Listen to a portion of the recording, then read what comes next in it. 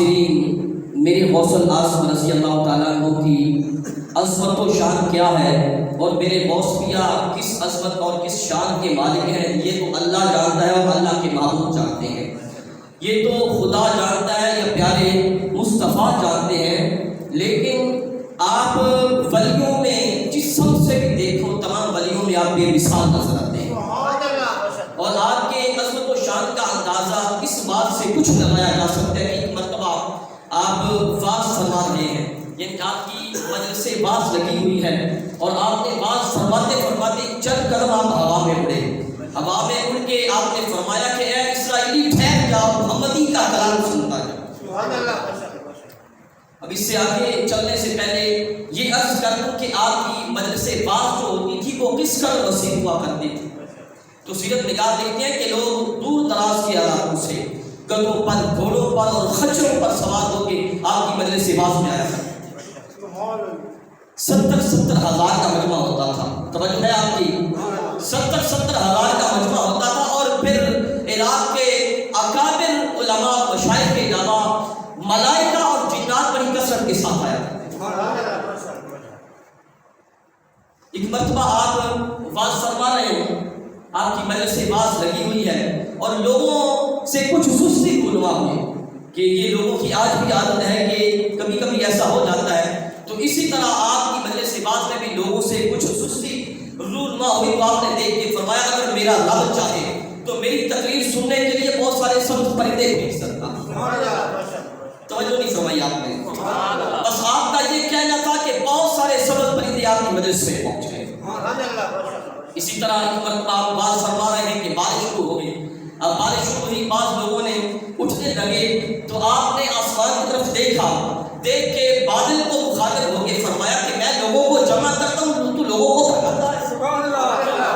بس یہ فرمانا تھا کہ آپ کی محفل پہ اسی وقت بارش بند ہو گئی، ارد گرد ہوتی کی مگر غوث اعظم کی مجلس پہ اسی لمحے بند ہو گئی۔ تو 70 ہزار کا مجمع ہوتا تھا، آپ جانتے ہیں اس وقت یہ لاؤڈ سپیکر نہیں تھے نا، 70 ہزار کا مجمع، لیکن جس طرح آواز مجمع کا پہلا بندہ سنتا ہے اسی طرح آخری بندہ بھی سنتا ہے۔ اور پھر آپ کی کوئی مجلس واز ایسی نہیں ہوتی تھی کہ جس میں کسی نے، کسی یہودی نے یا عیسائی نے یا رافضی نے اسلام قبول نہ کیا ہو۔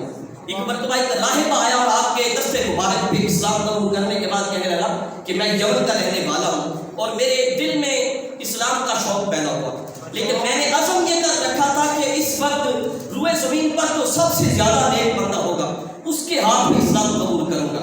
کہتا اسی فکر میں سو گیا، اللہ کے نبی اور رسول حضرت عیسیٰ علیہ السلام خواب میں تشریف لائے۔ توجہ ہے آپ کی، حضرت عیسیٰ علیہ السلام تشریف لائے اور فرمایا کہ جا بغداد چلا جا اور شیخ عبد القادر جیلانی کے ہاتھ میں اسلام قبول کر، کیونکہ اس وقت ساری روئے زمین پر وہ سب سے بہتر ہے۔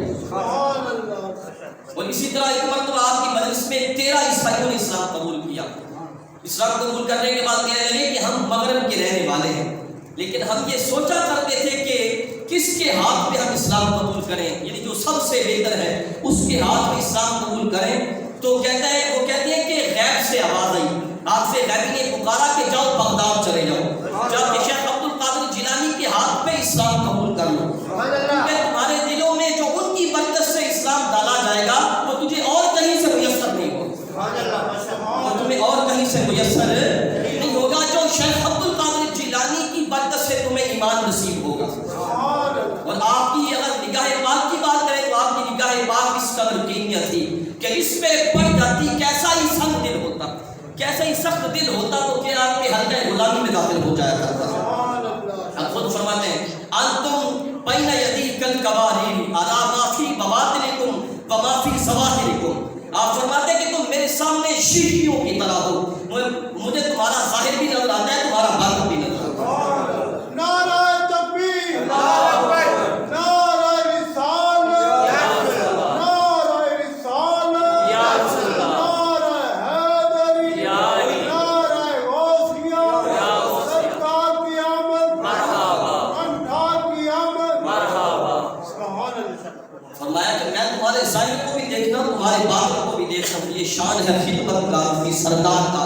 سبحان اللہ۔ مدینے والے آقا کے غلاموں کی شان کا عالم یہ ہے، آقا کی شان کیسی ہوگی، اور مدینے والے آقا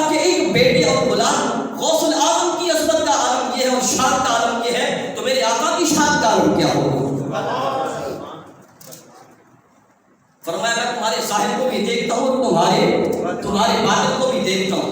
یہی نگاہ جب اس چور پہ پڑی, اس سے پوچھا تو اس نے اپنی بد کرداری چھپاتے ہوئے کہا کہ میں بدخو ہوں, لیکن نگاہ غوث اعظم سے کیسے چھپ سکتا تھا؟ جو غوث پیا فرماتے تمہارے ظاہر بھی میرے سامنے ہے, تمہارے باطن بھی سامنے ہے, ان سے کیسے چھپ سکتا تھا؟ آپ نے کشف کے ذریعے اس کی بد کرداری معلوم کر لی.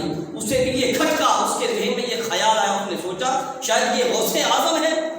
اس نے خیال کیا تھا, غوث اعظم نے اس کے خیال کو بھی پڑھ لیا. آپ نے اس کے خیال کو بھی جان لیا. فرمایا ہاں میں عبد القادر جیلانی ہوں. یہ سنا تھا کہ چور قدموں پہ گر پڑا اور اس کی زبان پہ تھا یا سیدی عبد القادر جیلانی شیئا للہ, اے میرے سردار عبد القادر اللہ کے لیے کچھ عطا کیجیے. آپ کو اس کی حالت میں رحم آ گیا. آپ اللہ کی بارگاہ میں متوجہ ہوئے اس کی ہدایت کے لیے. وہاں سے ندا آئی, وہاں سے یہ صدا آئی کہ اے عبد القادر جیلانی اس کو ہدایت کا راستہ دکھاؤ اور اس کی رہنمائی کر کے اس کو قطب بناؤ. میرا خیال ہے کہ آپ کو بات سمجھ میں نہیں آئی. اس کو ہدایت کا راستہ دکھا دو اور اس کی رہنمائی کر کے اس کو قطب بنا دو. آپ نے نگاہ فرمائی کو جو چور آیا تھا اس کو قطب بنا دیا.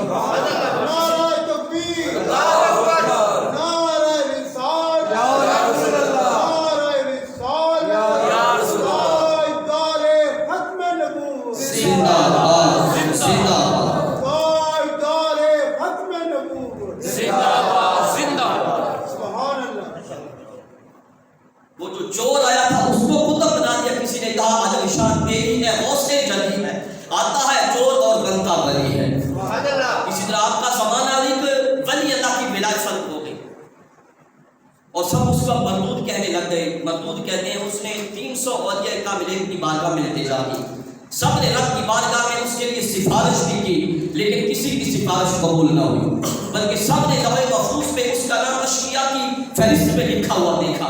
لیکن آخرکار وہ آیا میرے غوث اعظم کے دروازے پہ, بغداد کے دودھا کے در اقدس پہ آیا. آپ نے اس کو فرمایا اگر تو مردود ہو گیا ہے نا, میں تجھے اللہ کے علم سے مقبول نہیں بنا سکتا, میں تجھے اللہ کے حکم سے اور اللہ کے اذن سے مقبول بھی بنا سکتا ہوں. خیال رہے کہ 300 اولیاء کاملین سفارش کر چکے ہیں, مگر غوث کیا فرماتے ہیں؟ آپ فرماتے ہیں میں تجھے مردود کو مقبول بھی بنا سکتا ہوں. اب آگے چلنے سے پہلے ایک دو چیزیں اور آپ کو عرض کر دوں. آپ کے مرید شیخ علی حیدری علیہ الرحمہ, وہ فرماتے ہیں کہ ایک مرتبہ میں آپ کے ساتھ حضرت خواجہ معروف کرخی کے مزار پہ حاضر ہوا. حضور غوث اعظم رضی اللہ تعالیٰ عنہ کے ساتھ حضرت خواجہ معروف کرخی کے مزار پر انوار پہ حاضر ہوا اور جا کے سلام کیا تو حضور غوث پاک نے فرمایا اے شیخ معروف آپ ہم سے ایک درجہ آگے ہیں. آپ ہم سے توجہ ہے آپ کی, آپ ہم سے ایک درجہ آگے ہیں. کہتے ہیں جب دوسری مرتبہ ان کے مزار پہ حاضر ہوئے تو آپ نے فرمایا, حضور غوث اعظم نے حضرت خواجہ معروف کرخی کو فرمایا اے شیخ معروف اب ہم آپ سے 2 درجے آگے بڑھتے ہیں. تو حضرت شیخ علی حیدری فرماتے ہیں کہ حضرت خواجہ معروف کرخی نے اپنے مزار سے فرمایا وعلیکم السلام یا سید اہل الزمان, اے زمانے کے سردار آپ پر بھی سلام ہو. وہ خواجہ معروف کرخی جنہوں نے زمانہ بھی غوث اعظم سے پہلے کا پایا اور پھر اللہ والے فرماتے ہیں کہ حضرت خواجہ معروف کرخی کا مزار دعاؤں کی قبولیت کے لیے تقسیم کا درجہ رکھتا ہے, یعنی ان کے مزار پہ جو جا کے دو دعا بھی مانگی ہے ہم اس کو قبول فرماتا ہے.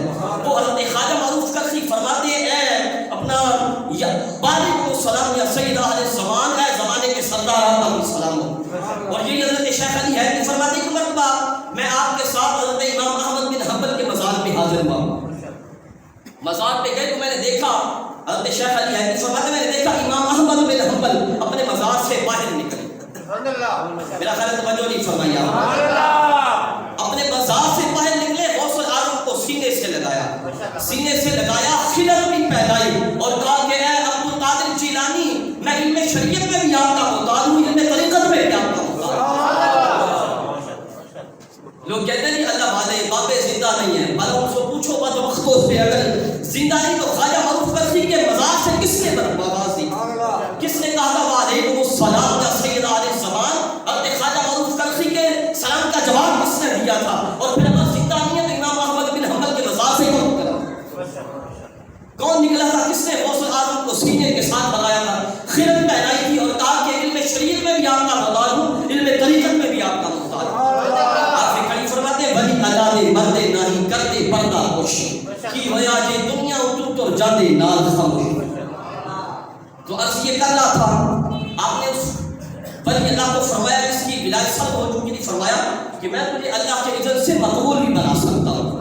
آپ نے اس کے لیے دعا فرمائی، وہاں سے جواب آیا عبد القادر آپ جانتے ہیں کہ 300 اولیاء اس کے لیے سفارش کر چکے ہیں، مگر کیا کہ میں نے اس کا نام لوح محفوظ میں بدبخت شقی لکھ دیا ہے۔ میرے غوث اعظم نے وہ جو محبوب سبحانی ہے مقام ناز میں فرمایا الہی تو اس پہ قادر ہے کہ تو مردود کو مقبول بھی بنا سکتا ہے، مقبول کو مردود بھی بنا سکتا ہے۔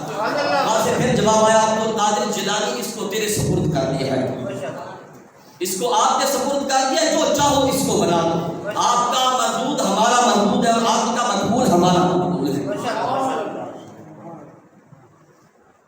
آپ کے پوتے حضرت شیخ ابی صالح نصر علیہ الرحمہ فرماتے ہیں کہ میں نے اپنے والد گرامی سے سنا، ان حضور غوث اعظم کے پوتے ہیں، یہ حضرت سیدنا عبد الرزاق علیہ الرحمہ کے بیٹے ہیں۔ فرماتے ہیں کہ میں نے اپنے والد گرامی سے سنا کہ ایک مرتبہ میرے والد گرامی حضرت سیدنا عبد القادر جیلانی رضی اللہ تعالیٰ عنہ نماز جمعہ کے لیے تشریف لے جا رہے تھے، اور میں بھی اور میرے دو بھائی حضرت عبد الوہاب اور حضرت عیسیٰ بھی ساتھ تھے۔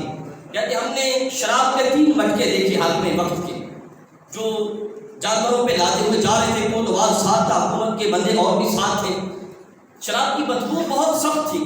تو فرماتے ہیں میرے والد گرامی نے ان کو فرمایا کہ ٹھہر جاؤ، لیکن انہوں نے جانوروں کو اور تیز کر دیا۔ پھر آپ نے جانوروں کو فرمایا کہ ٹھہر جاؤ۔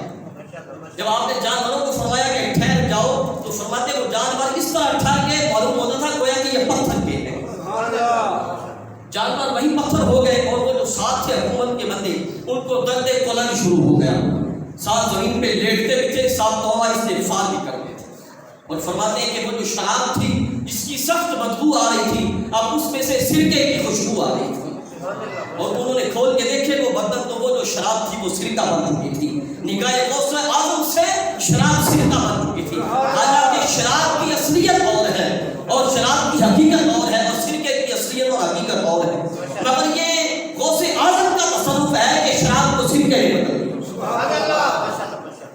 غوث اعظم کی عظمت و شان تو خدا ہی جانتا ہے یا میرے حضور جانتے ہیں۔ آؤ آپ کو ایک شرط پور کے مرد کلندر کی بات سنا، توجہ ہے آپ کی، جس کی توجہ ہے وہ بتائیں۔ شرط پور کی مرد کلندر کی جس کو میاں خلیل مشرق پور رحمت اللہ علیہ کہتے ہیں، ان کی بات سناؤں۔ اور یہ ایک دوست ہے، انہوں نے مجھے سنایا، میاں صاحب کے مرید ہیں، انہوں نے مجھے یہ بات سنائی کہ ایک شخص تھا وہ گاڑی واش کر رہا تھا، یعنی گاڑی کو دھو رہا تھا پائپ لگا کے، اور میاں صاحب نے کہیں جانا تھا، اس کو میاں خلیل صاحب نے فرمایا کہ چلو جانا ہے وہاں پہ، تو وہ عرض کرنے لگا تو میاں صاحب ٹھہرے میں گاڑی میں پیٹرول ڈلوا رہا ہوں، کیونکہ پیٹرول نہیں تھا۔